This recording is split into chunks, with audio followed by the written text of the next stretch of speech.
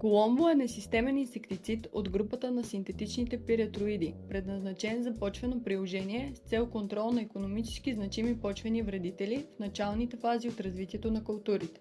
Препаратът съдържа циперметрин, който действа контактно и стомашно, като нарушава нервната проводимост на вредителите. В резултат насекомите прекратяват храненето и загиват скоро след контакт с третираната почва.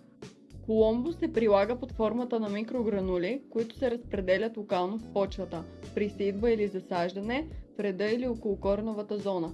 Препаратът не се разтваря във вода и не е предназначен за лисно приложение. Препаратът е активен срещу основни почвени вредители като телени червеи, сиви червеи и попово прасе. Подходящ за защита на зеленчукови култури и полски култури. Препоръчваме ви за постигане на оптимален ефект, равномерно разпределение на гранулите, леко заравяне в почвата и стриктно спазване на препоръчителните дози.